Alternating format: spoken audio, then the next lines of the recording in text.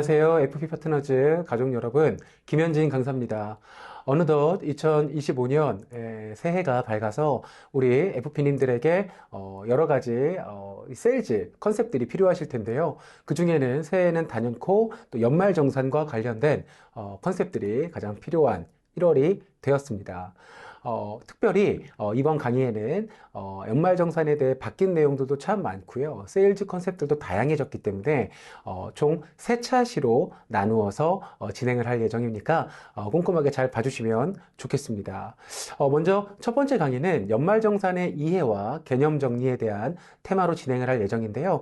지난해 제 강의를 연말정산 강의를 들으셨거나 또 연말정산에 대해서 충분한 이해도가 있는 FP님들께서는 내용을 스킵하고 바로 테마 2로 넘어가셔도 괜찮습니다. 자, 먼저 첫 번째 테마부터 시작해 보도록 하겠습니다. 자, 플로우를 한번 봐주시면요. 구체적으로 이렇게 두 가지로 나눠서 진행이 됩니다. 첫 번째는 쉽게 이해하는 2025년 연말정산에 대한 내용과 그리고 크게 두 가지로 분류되는 소득공제 항목, 세액공제 항목에 대해서 어떤 종류들로 구성이 되는지를 통해서 여러분들이 조금 더 깊은 상담을 할 수 있도록 도와드리겠습니다. 우리는 보통 고객들과 만나서 상담을 진행하고 소통을 하고 하는 어떤 방식들에 대해선 사실 아주 쉽게 알고 계시겠지만 다시 한번 리마인드를 좀 해드리면 모든 상담의 초반 상담의 기본은 질문을 기반한 상담이 되는 것이 굉장히 중요하죠. 근데 우리가 연말정산처럼 세금과 관련된 내용들을 진행하다 보면 사실은 일방적인 정보 전달형 상담이 되는 경우들이 꽤 있기 때문에 그 부분을 놓치지 마시고 무조건 질문을 기반한 상담으로 넘어가시기를 강조드립니다. 두 번째는 그 이후에 고객이 충분히 본인에 대한 얘기가 끝났을 때 관련된 정보를 제공해주고 교육을 해준다는 느낌으로 편하게 전달해 주시면 좋고요. 그 다음에 관련된 제안을 해주시는 방식으로 해주시는 것이 연말정산을 가지고 세일즈를 하는 가장 좋은 플로우가 되겠습니다. 먼저 우리가 알고 있는 이 연말정산 어떤 내용인지 쉽게 한번 이해해 보도록 할 건데요. 연말정산은 화면에서 보시는 거랑 똑같습니다. 내가 연말에, 그러니까 연말까지 썼던 매월 내가 받고 썼던 이 소득에 대해서 미리 세금을 떼어지고요. 세금을 12달 동안 일정 금액 또는 조금씩 다른 금액들을 계속 떼 나갔을 겁니다. 그 12달 동안 떼 나갔던 금액, 세금에 대해서 그 다음 연도 2월에 실제로 계산했더니 이 국세청에서 생각하지 못했던 여러 비용들도 추가로 소비가 되어졌구나. 소득은 이만큼이지만 실제로 쓴 건 국세청에서 뗐던 세금보다 몇몇 가지들이 더 있네 라는 것까지 모두 계산해서 나한테 추가로 더 줄지 아니면 나라에서 조금 더 가져갈지를 계산하는 이 모든 방식을 통틀어서 연말정산이라고 합니다. 저희가 식사할 때도 자, 식사비 우리 정산합시다. 우리 이번 달 회비 정산합시다. 이런 얘기들을 많이 하죠. 그래서 실제로 연말까지 내가 벌고 썼던 모든 내용들에 대한 정산이 연말정산이다 라고 생각하시면 될 것 같습니다. 고객들에게는요, 이 연말정산 제도를 잘 활용해서 우리가 제대로 된 정보를 드린다면 13월에 월급을 받을 수 있다라는 의미 있는 말도 전달드릴 수 있기 때문에 이것들이 여러분들의 추가 계약으로도 이루어질 가능성이 조금은 높아지지 않을까라고 생각해 주시면 좋겠습니다. 조금 더 이제 깊게 들어가서 좀 볼 건데요. 이 연말정산의 기간이 공지가 되었습니다. 2025년 1월 15일부터 2월 15일까지 진행이 되어집니다. 텍스트를 한번 좀 봐주시면 연말정산은 일반적으로 근무처에서 온라인으로 진행되고요. 이 근로자는 근무처 제공 시스템에 접속하여 진행되어집니다. 이번 연말정산에서 이 비과세 되어지는 항목들이나 그리고 공제되어지는 항목들이 많이 확대가 됐기 때문에 여러분들이 이 내용만 잘 알고 계신다면 아무래도 조금 더 상담하기 편하실 거고요. 그리고 이 내용도 다음 차식 통해서 다 설명이 되어져 있습니다. 절세 포인트라는 건 이제 국세청 블로그나 연말정산 절세 포인트 관련된 프로그램들이 개발이 되어졌다는 소식이 있어서 아무래도 쉽게 전달이 될 거고요. 이 국세청이 신고하는 편의성도 굉장히 향상이 되었습니다. 그래서 이런 서비스들도 제가 계속적으로 설명을 좀 드려보도록 하겠습니다. 자, 연말정산은 크게 소득공제와 그리고 세액공제라는 걸로 나누어지게 되고요. 이 만나게 되는 고객분들이 그리고 FP님들이 연말정산을 할 때, 아, 돌려받고 싶다라는 말들을 많이 하실 거예요. 그래서 이것저것 내가 제출할 수 있는 서류들이 뭐가 있을지가 매년 궁금증인데요. 그것들에 대한 공제 항목을 큰 개념으로 두 가지로 나눌 때 소득공제와 세액공제라고 이해를 해주시면 되겠습니다.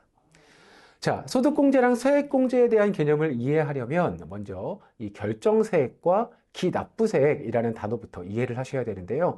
사실 우리나라 말들이기 때문에 어렵지 않습니다. 결정된 세금의 액수, 즉 내가 실제로 납입하게 되었던 모든 이 소득세, 세금을 다 냈어요. 그래서 총 너는 얼마를 내야 해? 라는 금액이 결정된 금액을 결정세액이라고 부르고요. 그리고 기납부세액은 말 그대로 직장인이 되었건 사업자가 되었건 벌어들인 소득이 발생하는 이 벌어들인 소득이 발생하는 것을 나라에서 세금을 징수하는 소득세를 우리는 묶어서 기납부세액이라고 부릅니다. 그래서 구분하셔야 되는 개념은 뭐냐면요. 결정세액이라는 건 기존에 내가 냈어요, 먼저. 하지만 내가 낸 세금이 실제로 내가 내야 될 세금은 아니라 그냥 의례적으로 내가 벌어들이는 소득에서 한 달에 한 번씩 임의적으로 뗀 세금인 거고요. 기납부세액은 얼마가 되었건 실제로 벌어들이는 소득이 발생하는 것을 나라에서 세금을 징수하는 소득세를 얘기하는 거기 때문에 기납부세액과 결정세액은 좀 다른 개념이구나 라고 생각을 해주시면 될 것 같습니다. 그러니까 다시 한번 설명을 드리겠습니다. 결정세액은 진짜 내가 내야 될 소득세인 거고요. 기납부세액은 실제로 내가 내야 될 금액이 아니라 미리 낸 초반에 먼저 냈던 납부세액이다라고 말 그대로만 생각해 주시면 될 것 같습니다. 이 두 가지의 개념을 이해한 상태에서 이 기납부세액과 결정세액이라는 것들을 잘 구분하기 위해서 필요한 게 바로 이 공제 항목들인데 공제 항목은 크게 소득공제와 세액공제로 나눠져 있습니다. 소득공제는요, 과세표준이라고 하는 이 표를 줄이는 방식이다. 예를 들면요, 내가 100만 원을 벌었을 때 50%의 세금을 내야 된다고 가정한다면 사실은 100만 원까지 벌었던 돈을 줄이고 싶겠죠. 그래서 항목들을 여러 가지를 제출해서 90만 원 구간으로 낮춰서 50%의 세금이 아니라 30%의 세금만 내고 싶은 게 사람의 마음이고, 실제로 국세청에서도 당신이 이런 나라에서 정한 항목들로 납부한 돈들이 있다면 당연히 그 부분은 전체 벌었던 소득에서 제해 줄 거야 라고 표로 만들어 놓은 것이 바로 과세표준입니다. 그럼 결국 우리는 연말정산에서 이 과세표준을 줄이는 것이 가장 중요한 부분이라는 걸 알 수 있는데요. 소득공제는 첫 번째로 이 과세표준을 줄이는 방식입니다. 그래서 내가 여태까지 1년간 벌었던 총소득에서 특정 금액들을 차감하여 실제로 내가 세금을 낼 구간이 얼마인지의 소득을 계산하는 방식이 소득공제에 대한 내용입니다. 어떤 것들이 있는지 봤더니 1년간 내가 벌었던 것 대비 나갔던 의료비, 교육비, 기부금 등 이런 모든 것들과 또 주택종합저축, 즉 주택청약이라고 부르는 것들, 그리고 신용카드 사용, 체크카드, 현금 영수증까지 했던 이 모든 항목들은 내가 1년간 벌었던 총 소득에서 공제받을 수 있는 항목들입니다. 제가 뒷부분에서 이 내용들을 조금 더 깊게 다뤄볼 거고요. 그 부분들까지 제하고 났더니 내가 벌었던 총 100만 원의 소득에서 900만 원으로 바뀐 거예요. 근데 기분이 좋죠. 한 단계 떨어졌으니까 세금률이 떨어졌겠죠. 이렇게 결정된 액수를 세금액 줄여서 세액이라고 부릅니다. 그렇게 결정된 세액을 여기 화면에 나와 있는 연금 관련된 것들 또는 보장성 보험과 관련된 것들, 그리고 자녀 관련된 것들, 또 근로소득 관련된 것들, 이런 여러 항목들을 포함해서 다시 한번 공제를 해주는 것을 세액공제라고 부릅니다. 소득공제랑 세액공제는 같이 등장하니까 어떤 게 우선일지 헷갈리실 수 있는데요. 먼저 소득공제가 되어지고 나서 산출된 한 등급 떨어지거나 세액이 공제된 그 금액을 세액이라고 부르는데, 이 금액에서 다시 한번 여러 항목들을 대입해서 공제를 하는 걸 세액공제라고 부른다. 여기까지 이해해 주시면 어렵지 않으실 겁니다. 자, 이제 첫 번째로 주요 소득공제 항목에 대해서 얘기를 좀 나눠볼 건데요. 첫 번째로 인적 공제라고 하는 항목들이 있습니다. 말 그대로 사람에 대해서 내가 부양하고 있는 사람들이 어떻게 구성되어져 있느냐에 따라 공제를 한다라는 내용인데요. 본인과 배우자, 부양가족들에 대해서는 디테일한 가족마다 상황이 다 다르고 나이가 다 다르시고 또 일을 하고 있냐 못하고 있냐에 따라 조건이 너무 다양하기 때문에 고객들의 상황을 놓고 대입을 해봐야겠지만 배우자와 그리고 내가 부양하고 있다라는 것이 국세청의 조건에 맞게 부합이 된다면 인원수에 따라 내가 벌었던 소득을 다운시킬 수 있는 소득공제가 되어지는 게 바로 인적공제입니다. 특별공제라는 건 특별히 사용되어지는 것들이 바로 의료비 같은 거죠. 자주 있는 일이 아니니까요. 그래서 의료비, 그리고 교육비, 그리고 내가 기부하는 것들은 특별공제라는 항목에 포함되는 내용들인데 이런 것들 또한 내가 납부했다라는 추가 서류 또는 증빙 서류들이 있다면 공제가 되어져서 또 내 소득의 구간을 낮출 수가 있는 겁니다. 세 번째는 연금보험료 공제인데요. 국민연금 냈던 항목들, 퇴직연금, 그리고 본인이 은행증권보험사에서 가입하고 있는 개인연금 상품들이 있다면 한도는 정해져 있지만 그래도 그 한도를 충분히 채웠다면 또 공제가 가능한 부분입니다. 그리고 주택자금 공제라는 건 우리가 빚을 내서 집을 사게 됐을 때 대출이 나가죠. 이 부분은 그래도 소득에서 쓴 거라고 보지 않고 공제를 좀 해주겠다라는 내용이 있고요. 또 임대료에 대해서도 공제가 들어가는 항목들이 있습니다. 자, 이번엔 소득공제 말고 세액공제에 대해서 한번 얘기를 해볼 건데요. 세액공제도 마찬가지로 의료비 공제 항목들이 들어가는데 한도는 700만 원이 들어가고요. 또 기부금과 그리고 주택자금, 그리고 교육비 한도까지도 함께 또 주요 세액공제 항목에 반영이 되어지는 부분들이 있습니다.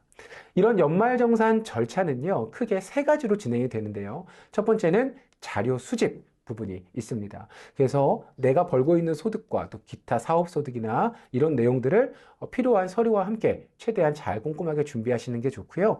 의료비, 교육비, 기부금 등 소득공제, 세액공제에 들어가는 여러 가지 내용들을 또 내가 충분히 이 금액이 가능한 공제 금액인지 한도를 벗어나거나 조금 더 채울 수 있는데 못 채우진 않았는지 등을 꼼꼼하게 확인하는 방법들이 필요하고 그리고 나서 신고서를 작성하시고 전자신고를 통해서 간편하게 신고를 하실 수가 있습니다.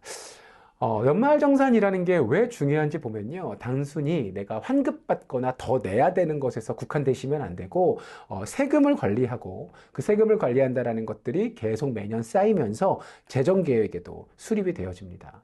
그래서 내가 재정계획이라는 것들이 단순히 돈만이 있는 것이 아니라 가족들의 계획, 내가 언제 은퇴를 할 건지, 또 추가적으로 아이들이 더 컸을 때, 또 부모님이 이제 부양이 되었을 때, 여러 가지 내용들까지 포함해서 연말정산을 통해 향후 재정계획을 수립을 할 수 있는 거고요. 또 법적 의무인 세법에 따른 의무이행으로 나중에 혹시나 추가적으로 세금 폭탄을 맞거나 또는 내가 돌려받을 수 있는 거를 못 돌려받아서 아쉬움이 없도록 하는 내용들이 연말정산의 중요성이기 때문에 이 내용들을 고객들에게 편안하게 전달해 주시면 좋겠습니다. 결국 우리 FP님들께서 하는 일은요, 고객을 만나서 고객에게 도움을 드리고 그 도움을 통해 계약 창출과 그 계약을 통해 또 재정 계획을 수립해드리는 사실은 함께 성장하고 성공하는 파트너십을 저희는 FP님들의 일이다라고 이야기를 하고 있는데요. 화면에 나와 있는 것처럼 오늘 연말정산이라는 키워드를 통해서 또 보험으로 연결짓고 고객에게 도움도 제공해서 성공적인 재정 계획을 함께 만들어 보시면 좋겠다라는 말씀을 드리고 싶습니다. 오늘은 간략하게 저희가 연말정산에 대한 개념을 좀 한번 나눠보는 시간을 가졌습니다. 두 번째 시간에는 이 연말정산에서 첫 번째 시간에 다뤘던 공제 항목들, 어떤 혜택들이 변화가 되어졌고 늘어났는지 또 축소가 됐는지에 대해서 두 번째 테마에서 좀 깊게 나눠보는 시간 갖도록 하겠습니다. 자, 오늘 첫 번째 시간 고생 많으셨습니다.